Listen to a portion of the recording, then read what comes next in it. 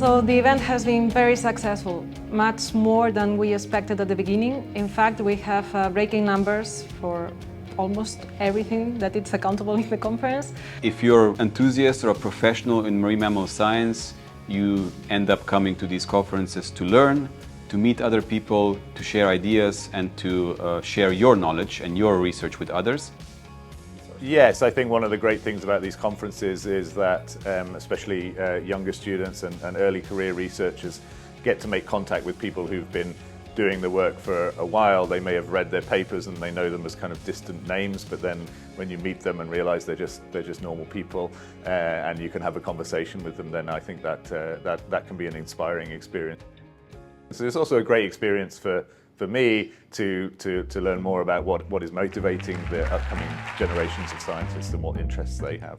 Being a scientist, a scholar, is an ongoing process of learning. So I feel that these conferences, even if we are senior scholars, are very, very important. The Azores is really a special place. Of course, it's a special place for the cetaceans and for cetacean researchers. So it's really an iconic place. And so, I mean, it was kind of obvious that we needed to have a European Cetacean Society conference in the Azores.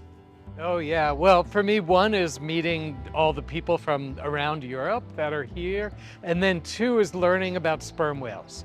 We don't have them in where I grew up, and I've worked largely on baleen whales. So learning about them here off the coast of the Azores and around the world has been eye-opening for me. And the Azores are particularly relevant because you have a vast diversity of cetaceans here in this area. The Azores are one of the world's hotspots for whales and dolphins, and therefore this was, like you would say, a no-brainer. It was a very attractive location, relevant to the research and the conservation of whales, and therefore a very appropriate place for us to meet.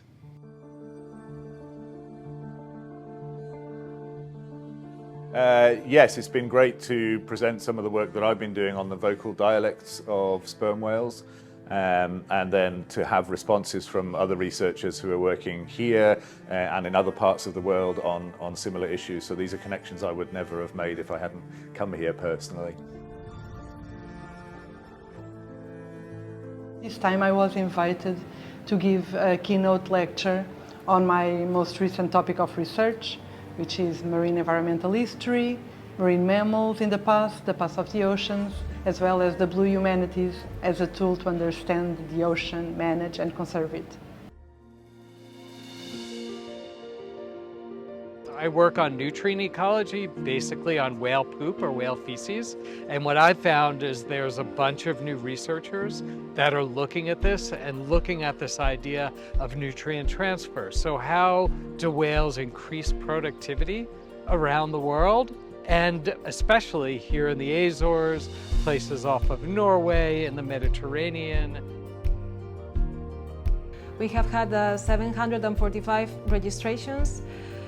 We have had several social events and still continue during the week.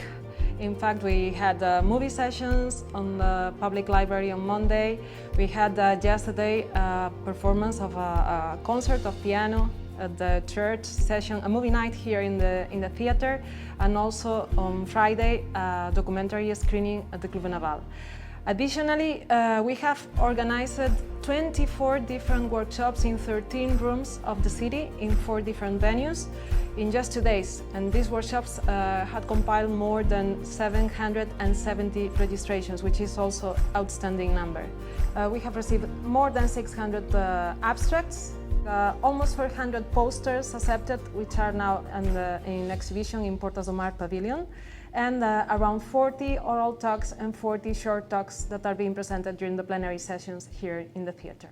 To celebrate this conference. Thank you all for being here. Thank you.